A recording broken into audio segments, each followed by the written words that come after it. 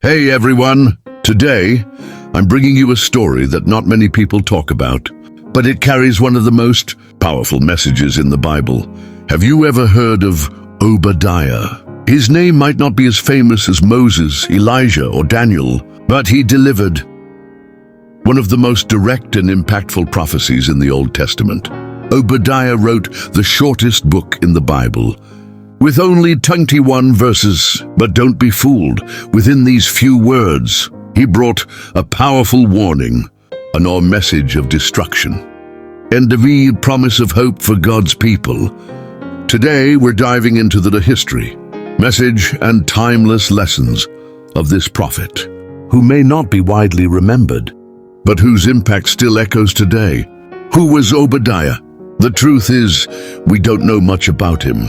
Unlike other prophets such as Isaiah or Jeremiah, the Bible doesn't give us details about his family, background, or profession. Some traditions suggest that he might have been an official in King Ahab's palace, the same Ahab who was married to the infamous Jezebel.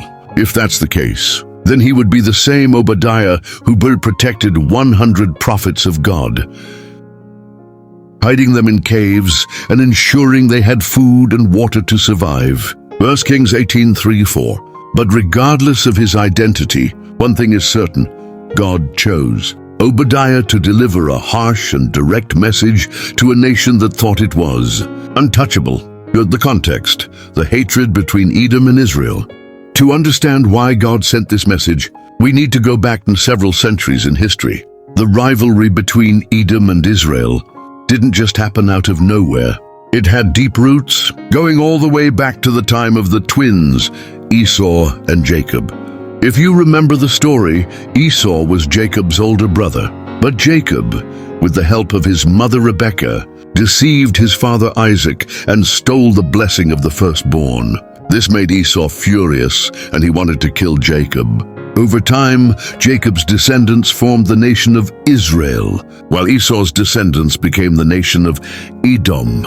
And this bitterness between the brothers never completely faded. The Edomites envied Israel and never missed a chance to harm them. Whenever Israel was in trouble, Edom took advantage of the situation. But their worst betrayal happened during the destruction of Jerusalem by the Babylonians. Instead of helping their Israelite brothers, the Edomites allied with the enemies, handed over the fugitives to the Babylonians, and even looted whatever was left of the city. That was the ultimate betrayal, and God did not let it go unpunished. During Obadiah's prophecy, the end of Edom.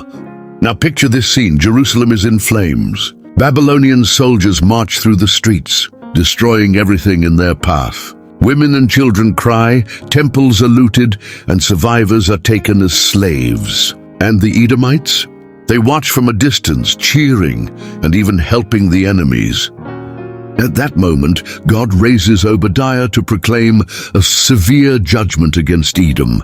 The book of Obadiah is basically a sentence of condemnation. God declares that the Edomites, who thought they were strong and safe, would be completely destroyed. But the key points of the prophecy: 1. Edom's pride would be its downfall.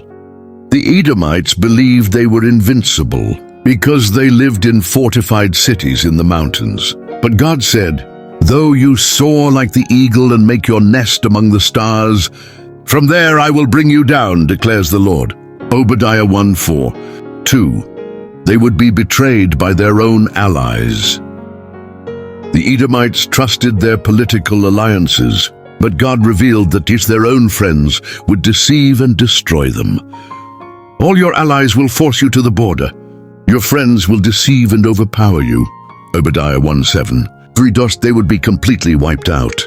The judgment was clear. Edoms, they would cease to exist as a nation.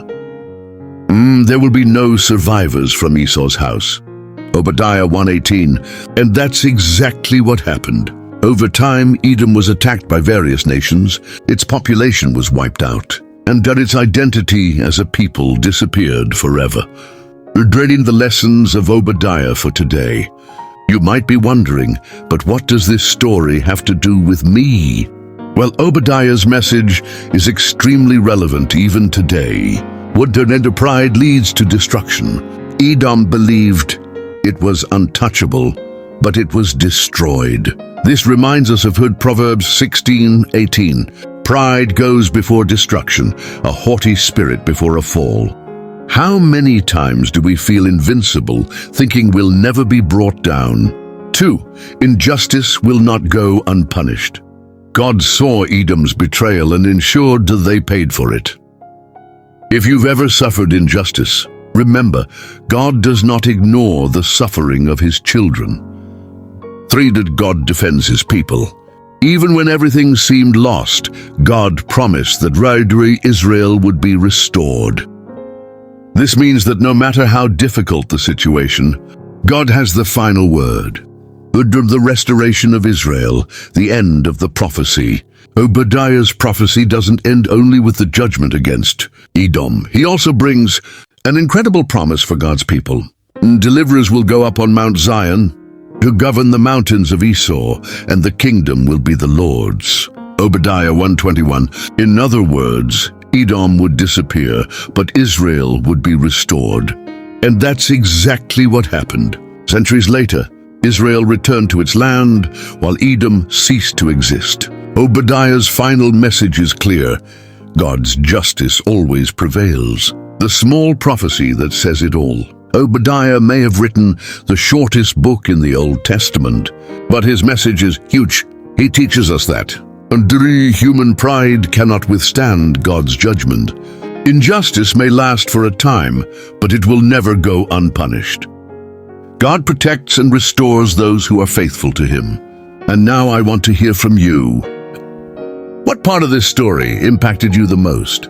Have you ever gone through moments when you felt that God brought justice into your life? Leave your comment, like, and share this story. Until next time, and remember, God always keeps his promises. Oh.